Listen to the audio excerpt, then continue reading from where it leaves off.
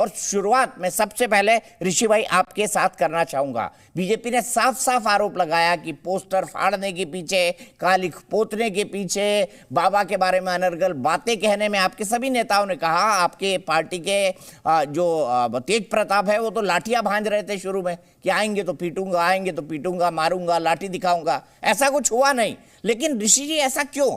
इसलिए क्योंकि आप पर जो आरोप लगता है कि आपको सफेद टोपी पसंद है, गेरुआ वस्त्र पसंद नहीं है आपको।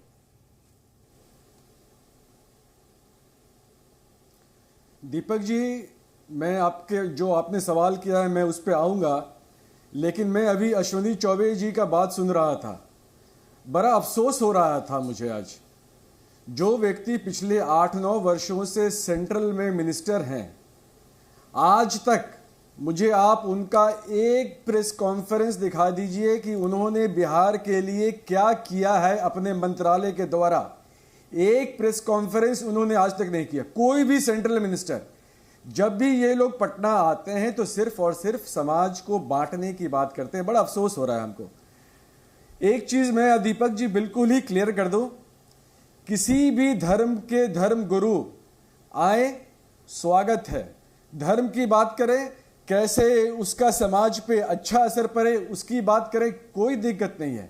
दिक्कत तब आता है जब कोई व्यक्ति किसी एक पार्टी के द्वारा इनडायरेक्टली स्पॉन्सर्ड हो और वो उस पार्टी के बारे में बात करे, वो बाबा साहब अंबेडकर का दिया हुआ जो संविधान है उसके साथ छेड़छाड़ की बात करे, तब तो बड़ा मुश्किल है। तो फिर हम कैसे मान लें कि ये धर्म की बात कर रहे हैं? और आपने भी अभी अपने इंट्रो में कहा दीपक जी कि हम लोग इफ्तार में जाते हैं, उस समय तो कोई दिक्कत नहीं होता है। दीपक जी, हम लोग एक चीज बिल्कुल ही क्लियर कर दें, अगर आपके पास शॉर्ट्स होंगे, आर्काइव में भी होगा, हम इफ्तार में भी जाएंगे, छठ का जो खरना का प्रसाद होता है हम उसमें भी जाते हैं, होली मिलन होता है हम उसमें भी जाते हैं और जाते रहेंगे, क्योंकि हम देश के संविधान पर विश्वास करते हैं, बाबा साहब अंबेडकर पर विश्वास करते हैं, जो समाज के हर एक वर्ग को साथ। ठीक है, आपने इसका जवाब नहीं दिया कि पोस्टर फड़वाने और कालिख पुतवाने के पीछे क्या आप थे। आपने जवाब नहीं दिया। कोई बात नहीं, अगली बार दे दीजिएगा। मैं सीधे धनंजय गिरी जी के पास जाऊंगा। धनंजय गिरी जी, आप पर आरोप है, क्या कहेंगे? किसी तरह का हिंसा अगर हुआ है तो हिंसा नहीं होना चाहिए। किसी तरह का हिंसा हुआ है, आपकी सरकार है, आपके ये कहने से थोड़ी काम चलेगा नहीं होना चाहिए। आपको रोकना चाहिए था भाई वो ऋषि जी। दीपक जी नहीं, हम उसको कंडेम करते हैं। हाँ बोलिए धनंजय जी। दीपक जी, सनातनी संस्कृति के ध्वजवाहक बाबा बागेश्वर की बाग में जो भीड़ उमड़ी, जो जनसैलाब उमड़ा, वो जनसैलाब देखने लायक था। वो अपनी आस्था के बल पर गया, स्वतः स्फूर्त लोग वहां जमा हुए और आप देखते होंगे कितना प्रेम बरसा था दोनों तरफ से। और बाबा बागेश्वर ऐसा कहते थे, ओ साधु जी, ओ साधु जी। आपने बिहार का वो दौर भी देखा होगा जब आरजेडी का शासनकाल था। उस समय आप चौक चौराहा, गलियों, सड़कों, बाजारों में कहीं कहते कि ओ साधु जी, महिलाएं, बच्चे, बिजनेस, व्यापारी, दुकानें बंद हो जाती थी, भाग जाते थे। वो लालू जी के साधु जी कौन थे ये आपको बताने की जरूरत नहीं है, उस शासनकाल के साधु जी। और आज मंच से जब साधु जी कहा जा रहा है, सनातनी संस्कृति आज जब जाग रही है, तो उन लोगों को दिक्कत हो रही है। जो कह रहे थे कि हम प्रसाद भी खाते हैं और इफ्तार भी जाते हैं, वो छुप के मंदिर जाते हैं और छक के इफ्तार खाते हैं। ये उनका सेकुलरिज्म है।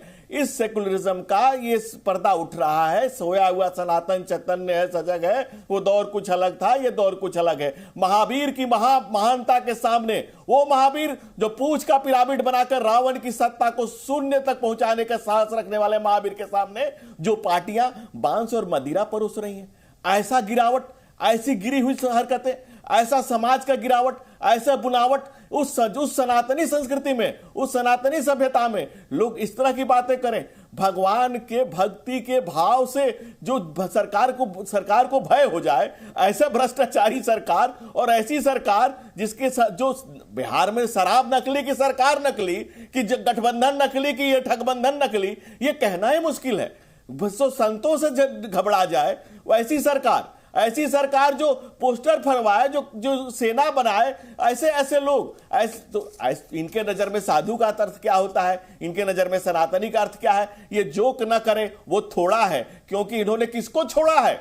इस गठबंधन ने किसको छोड़ा है? बिहार में न लॉ है न ऑर्डर, जी रहा है बिहार पाकर के मनी ऑर्डर पे चल रहा है बिहार राज्य, जहां से पलायन की भरमार है। आप और हम सब पलायन के शिकार हैं। लेकिन बिहार में नीतीश कुमार कहते हैं कि बिहार में बाहर पोस्टर चिढ़ा रहे हैं मुंह लोगों का, क्या है कि नीतीश कुमार हैं, 7 बार दल बदल चुके हैं, हमारे सरकार है लेकिन नीतीश कुमार हैं। इस तरह की व्यवस्था, इस तरह की बदरूपता, इस तरह की विद्रूपता और विद्रूपता के खिलाफ विद्रोह का नाम ही बजरंग बली है।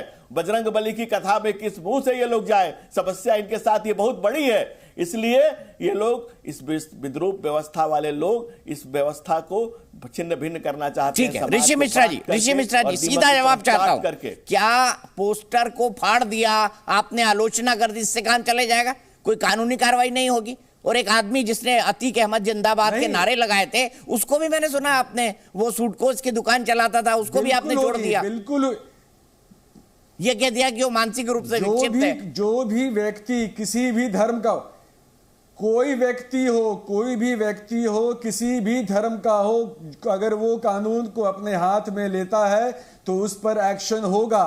जहां तक मेरी जानकारी ऋषि मिश्रा जी, ये पोस्टर पर कालिख पोतने के मामले पर कोई कार्रवाई नहीं हुई है, कोई एफआईआर नहीं दर्ज हुई है, कोई कानूनी प्रक्रिया नहीं पूरी की है आपने, जहां तक मेरी जानकारी। अगर मैं गलत हूं तो मुझे बता दीजिए। धैर्य रखिए सर, धैर्य रखिए, सब होगा। मैं आपको छोटा सा एग्जांपल दे देता हूं। अभी कुछ महीने पहले हिंसा हुई थी, अभी कुछ जगह कुछ दिन पहले हिंसा हुई थी। उस हिंसा में जो लोग थे उन पर एक्शन हो रहा है। और कौन लोग वो थे? जिन लोगों पे केस किया गया है, बजरंग दल के वर्कर्स थे, उन पर एक्शन होगा। इसलिए चिंता ना करें, जो भी कानून को हाथ में लेगा, किसी भी धर्म का होगा, उसको जेल जाना होगा। नहीं, आप ये कह रहे हैं कि ये हिंसा भी बजरंग दल, ये कालिख वाली भी बजरंग दल वालों ने पोती है, दल के ये कह रहे हैं आप, आरोप लगा रहे हैं। अगर किसी ने किया है, जांच होने दीजिए, सब कुछ सामने आ जाएगा। जांच शुरू को हुई हो तो होगी तो तब ऋषि जी जब शुरू होगी। अगर मैं ब्रेक पे जाऊंगा, मुझे पता करके बता दीजिए कि कोई एफआईआर हुई है क्या इस घटना पे। मैं धनंजय गिरी जी के पास जा रहा हूं। धनंजय गिरी जी जवाब दीजिए क्विक। ऋषि जी मैं ब्रेक पे जाऊंगा, मुझे बता दीजिए कोई केस दर्ज किया हुआ है, कोई पर्चा दाखिल हुआ है, मुझे एफआईआर बता दीजिएगा। धनंजय गिरी जी जवाब दीजिए ऋषि मिश्रा जी का।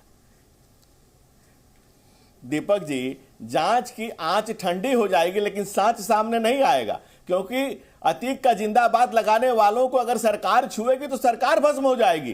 क्योंकि सरकार को तो सिर्फ एक ही चीज नजर आता है, वो वोट बैंक नजर आता है। हमें तो हर आदमी में इंसान नजर आता है, इन्हें हर व्यक्ति में हिंदू और मुसलमान नजर आता है। इस सरकार ही ऐसी है, ये ठग बंधन जो इन लोगों ने कर रखा है बिहार में, इनकी हिम्मत नहीं है छूने की। जिसने सरेआम नारे लगाए उसको कह रहे हैं कि भाई मानसिक रूप से ये सरकार का सरोकार जनता से समाप्त हो चुका है। ये नकली शराब और नकली सरकार का जो नेक्सस बिहार में चल रहा है, बिहार की जनता ने इनको अच्छे से पहचान लिया है, जान लिया है। और सनातनी समाज के खिलाफ किस तरह से तनातनी कर रहे हैं और सनातन के खिलाफ किस तरह से ये खड़े हो रहे हैं, इस देश का बहुसंख्यक समाज इनको देख रहा है, पहचान रहा है, जान रहा है। और इन दल बदलुओं को बिहार की जनता बर्दाश्त करने नहीं जा रही है और बिहार इनको पास आउट करने जा रहा है। आप देखिए, जब कोई सनातनी संस्कृति की बात करे, कोई भगवा की बात करे, कोई सनातनी संस्कृति का झंडा बरदार बने, इनकी परेशानी आप देखिए, कितने तरह की परेशानी हो रही है। और जब सरकार पोषित करे,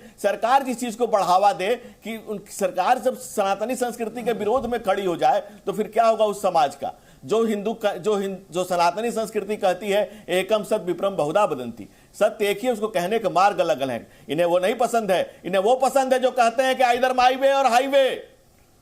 ये उन्हें वो पसंद है क्योंकि इस सरकार को वोट पसंद है। सरकार तुष्टिकरण की सरकार है और अब तो डबल जो गठजोड़ हुआ है उसमें मारामारी है कि कौन ज्यादा खींच लेगा इस वोट को, वो वोट जिसको अपीजमेंट पॉलिटिक्स। इसलिए हमारे आदरणीय प्रधानमंत्री कहते हैं कि दूसरे लोग तुष्टिकरण की राजनीति करते हैं, हम संतुष्टिकरण की राजनीति करते हैं। ठीक है। संतुष्टि